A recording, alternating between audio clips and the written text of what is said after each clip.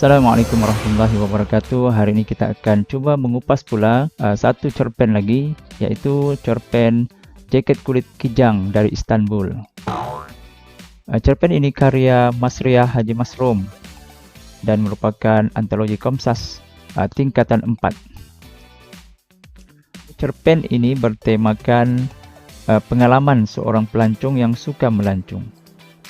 Sedikit penerangannya, penulis telah mengikut rombongan pelancong dari Malaysia ke Istanbul, Turki. Semasa berada di negara tersebut, penulis melalui pelbagai pengalaman pahit manis. Penulis berpeluang melawat beberapa lokasi pelancongan yang menarik dan juga membeli belah. Itu serba sedikit temanya. Terusnya kita lihat persoalan. Persoalan yang pertama, gaya hidup dan kemewahan yang mengancam hidupan liar. Contohnya, gaya hidup masyarakat di Turki yang suka memakai jaket kulit kijang menyebabkan banyak kijang dibunuh demi mendapatkan kulitnya. Itu persoalan yang pertama. Persoalan kedua, sikap peniaga yang tidak bertanggung jawab dalam menjalankan perniagaan. Contohnya, peniaga berbangsa Turki yang tidak meletakkan tanda harga pada barangan yang dijual. Persoalan yang ketiga, amalan berhemah tinggi. Itu antara persoalan-persoalan yang berada ataupun persoalan-persoalan yang ada dalam cerpen ini. Seterusnya kita lihat pula plot. Plot permulaan. Permulaannya kita lihat bagaimana penulis menyertai sekumpulan pelancong dari Malaysia melancong ke Istanbul, Turki. Penulis memerihalkan jumlah wang tunai yang dibawa dan perancangannya untuk membeli cenderamata bagi ahli keluarga dan sahabat handainya. Itu permulaannya. Kita lihat perkembangan. Perkembangan, penulis menceritakan kumpulan pelancong ini berkunjung ke pusat beli belah yang dikenali Grand Bazaar. Mandu pelancong menasihati mereka agar berhati-hati dengan sikap peniaga yang tidak jujur. Kemudian seorang peniaga lelaki tidak berpuas hati dengan penulis yang tidak mahu membeli jaket kulit kijang yang telah dicubanya. Peniaga itu menuduhnya perempuan muslim yang tidak baik dan membuang masanya. Seterusnya kita lihat klimaksnya. Penulis mau menjual jaket tersebut apabila pulang ke Malaysia nanti. Tujuannya bagi menghilangkan sikap ego pembeli bahawa dia sebenarnya membeli barangan terpakai. Peleraian. Penulis mendermakan wang jumlah jaket itu kepada mana-mana zoo yang ada kandang kijang sebagai tanda menghibah terhadap kijang-kijang yang telah dibunuh demi gaya hidup yang moden. Seterusnya teknik plot. Teknik pemerian.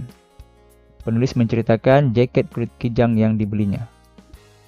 Teknik dialog. Perbualan antara penulis dengan peniaga yang menjual jaket kulit kijang. Teknik imbas kembali. Penulis mengingat semula tentang peristiwa dia terbeli jaket kulit kijang. Seterusnya watak utama. Watak utama bagi cerpen ini Mas ataupun penulis. Mas seorang yang berhemah ketika berbelanja. Contohnya, penulis membuat perancangan untuk perbelanjaannya ketika melancong di Istanbul, Turki. Kedua, seorang yang baik hati. Contohnya, penulis merancang untuk membeli cenderamata untuk ahli keluarga dan sahabat handainya. Ketiga, seorang yang berhemah tinggi. Contohnya, penulis tetap bersopan santun ketika menjawab peniaga yang bercakap kasar dengannya kerana dia enggan membeli jaket kulit kijang yang dijual oleh peniaga tersebut. Keempat, seorang yang insaf akan kepentingan menjaga kehidupan liar. Contohnya, penulis bercadang untuk mendermakan hasil jualan jaket kulit kijangnya kepada mana-mana zoo yang ada kandang kijang sebagai tanda muhibahnya pada kijang yang dibunuh demi kulitnya. Oke, seterusnya watak sampingan. Lelaki Turki ataupun peniaga. Lelaki Turki tersebut seorang peniaga yang tidak bertanggung jawab dalam berniaga. Contohnya peniaga yang tidak meletakkan tanda harga pada barangan yang dijualnya. Kedua, seorang yang tidak berhemat tinggi. Contohnya bercakap kasar pada pelanggan yang enggan membeli barangan yang dijualnya. Oke, seterusnya latar. Latar masa. Hari kelima lawatan ke Turki. Hari ke-6 lawatan ke Turki. Dan malam terakhir di Istanbul. Seterusnya latar tempat.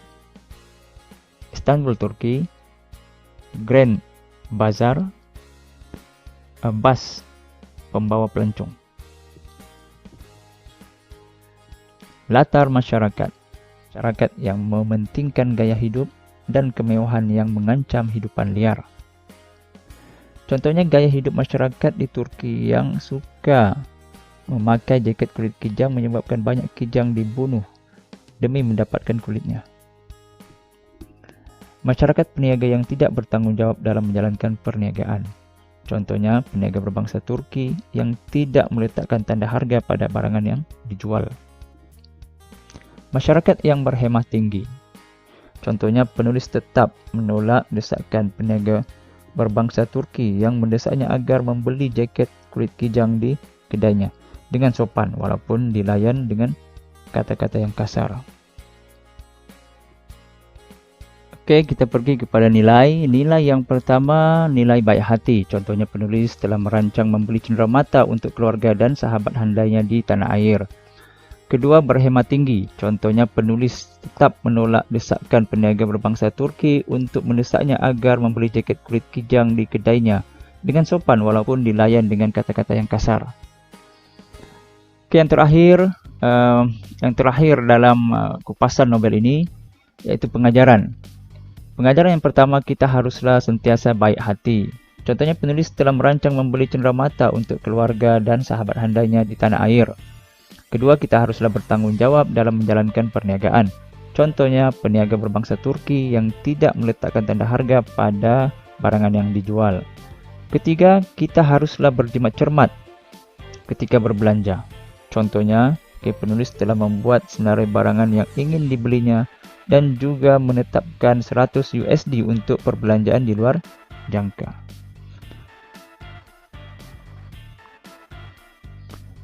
Sekian, semoga bermanfaat. Semoga kupasan cerpen ini memberi sedikit penerangan ataupun pencerahan kepada para pelajar. Oke, sekiranya ada apa-apa yang ingin dikongsikan, bolehlah tolong komen dan like ataupun suka dan seterusnya langgan channel ini. Ya. Jadi saya harap ada respon daripada para pelajar di sana untuk memberi komen 1 hingga 10 kepada persembahan saya pada kali ini. Ya, saya harap semua dapat memberi sokongan dan seterusnya melanggan channel ini ataupun subscribe channel ini. Sekian, terima kasih. Assalamualaikum warahmatullahi wabarakatuh.